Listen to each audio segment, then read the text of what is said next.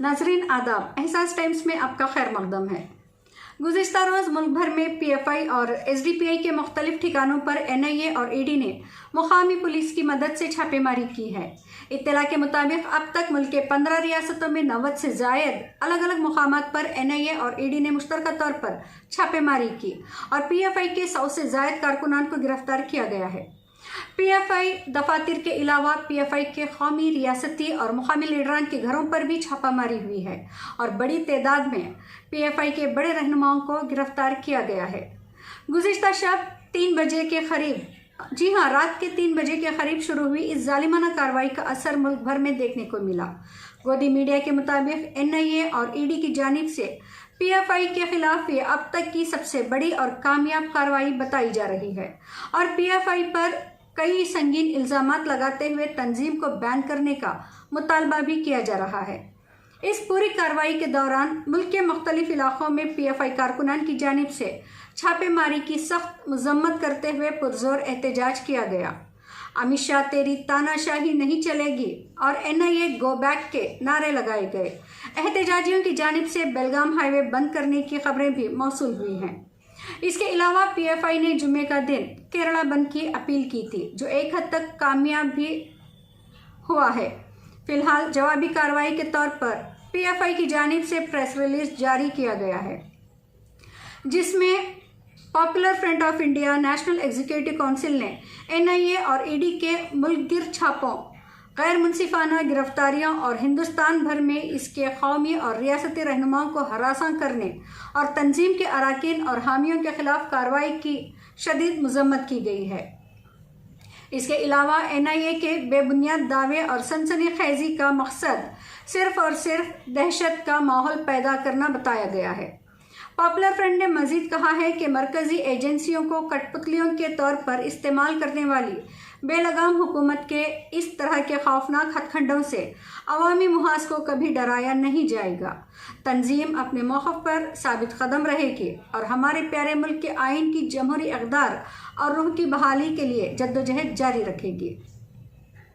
नाज़रीन, PFI के अलावा जमात इस्लामी हिंद समेत मुल्क की कई तंजीमों की जानिब से भी इस जालिमाना कार्रवाई की शदीद मजम्मत की गई है और इस किस्म की कार्रवाइयों को एजेंसियों का इस्लामोफोबिक और नाजायज़ इस्तेमाल बताया जा रहा है।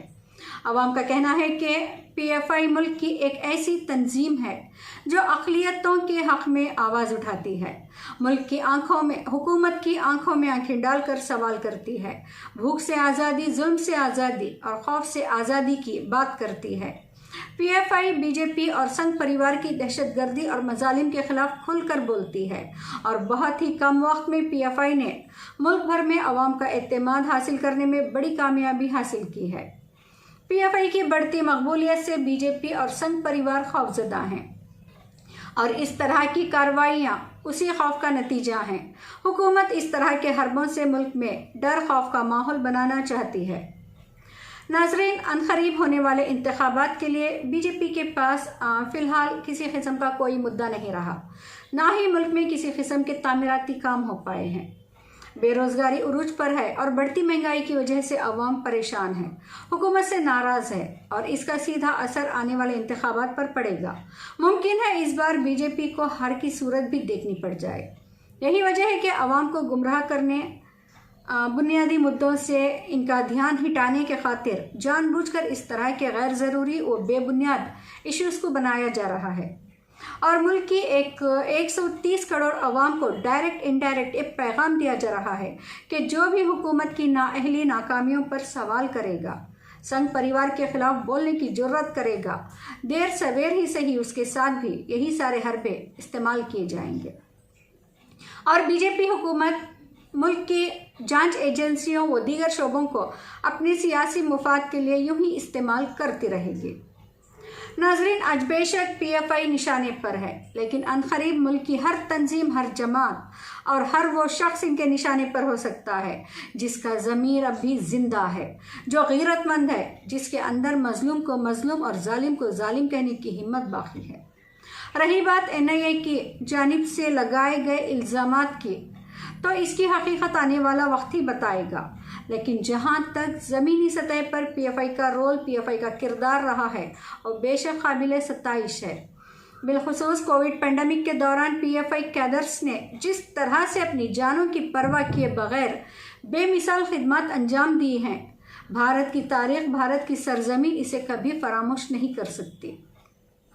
जहां खुद घर वालों ने अपनों की लाशों को छूने से इनकार कर दिया, वारिसों के होते हुए लाशों को लावारिसों की तरह सड़कों पर फेंका जा रहा था, उस वक्त बिला तफरीक मजहब व मिल्लत यही पीएफआई के नौजवान थे जिन्होंने पूरे अदब व एहतराम के साथ इन लावारिस लाशों को अपने कांधों पर उठाकर शमशान घाटों तक पहुंचाया और इनके अकीदे के मुताबिक आखिरी रसूमात अदा किए। मुल्क भर में जितने भी शमशान हैं, वहाँ जब सड़ी गली लाशों की अंबारें पड़ी थीं, उन लाशों की चिताओं को आग देने, उन्हें दफनाने वाले यही नौजवान थे। कोविड मुतासिरा मरीजों के लिए एम्बुलेंस से लेकर वेंटिलेशंस, ऑक्सीजन का इंतज़ाम करने, उनकी खिदमत करने वाले भी यही मुस्लिम तंजीमों के नौजवान थे। भारत और भारत की अवाम आखिर कैसे इनकी खिदमत को फरामोश कर सकती है? सैलाब ज़दा इलाकों में रोते बिलखते उन चेहरों को कैसे भूला जा सकता है जिन्हें महफूज मकामात तक पहुंचाने की खातिर मुस्लिम तंजीमों के इन्हीं नौजवानों ने हर बार अपनी जानें जोखिम में ढाली हैं। खुद कमर से ऊपर तक सैलाब में डूबकर लड़खड़ाती उन कश्तियों को सहारा दिया, उन्हें संभाला है जिनमें सवार बच्चे, बूढ़े, खवातीन खौफ से कांप रहे थे। या उन कांधों को कैसे भूला जा सकता है जिन पे बिठाकर कई जानें बचाई गई। उन बेसहारा बीमार लोगों के लिए खाने, पानी, दवाई का इंतज़ाम किया गया, हत्ता के कीचड़ से लथपथ उनके घरों की सफाई तक इन मुस्लिम तंजीमों ने की है। घर तो घर, मंदिरों का कीचड़ साफ करने वाले भी यही मुस्लिम नौजवान थे।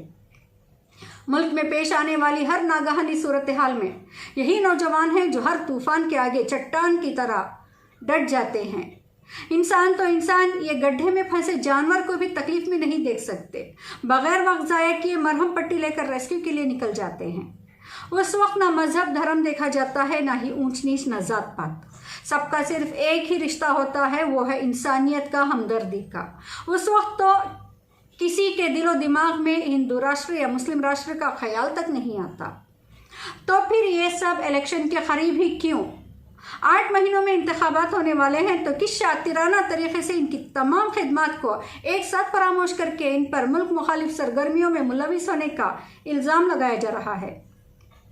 अफसोस, सद अफसोस, अगर वाकई में दहशतगर्द है तो वो यती नरसिम्हानंद कौन है जिसने मदारिस को बम से उड़ा देने की बात कही है? वो बीजेपी एमएलए कौन है जिसने तिरंगे की तौहीन करते हुए लाल किले पर भगवा झंडा लगाने की बात कही थी? उस नुपुर शर्मा नामी दहशतगर्द को कैसे भुलाया जा सकता है जिसकी गंदी जबान ने पूरे मुल्क में आग लगा दी, आलमी सतह पे भारत को शर्मिंदा करना चाहा? बीजेपी के वो तमाम लीडरान कौन हैं जो मुस्लिम खवातीन को उनके घरों से अगवा करके रेप करने के लिए भीड़ को उकसाते हैं? हामिला खवातीन का पेट चीरने की बात दोहराई जाती है। वो कौन है जो खुले आम मुल्ला काटे जाएंगे जैसे इश्तियाल अंगेज नारे लगाते हैं? राष्ट्रपिता गांधी जी के पुतले को गोली मारी जाती है। आखिर ये सब कौन है, कहाँ की पैदावार है जो गांधी के कातिल, भारत के पहले दहशतगर्द गोडसे नामी उस कातिल की पूजा करते हैं, जो स्कूल में पढ़ाई करने वाले मासूम छोटे नन्हे बच्चों के हाथों में किताबों की जगह नफरती हथियार देते हैं? आखिर उन संघी तंजीमों के खिलाफ क्यों कोई कार्रवाई नहीं की जाती? आरएसएस के कई कारकुनान दहशतगर्द तंजीमों के साथ मुलविस पाए गए, आखिर इस पर बैन क्यों नहीं लगाया जाता?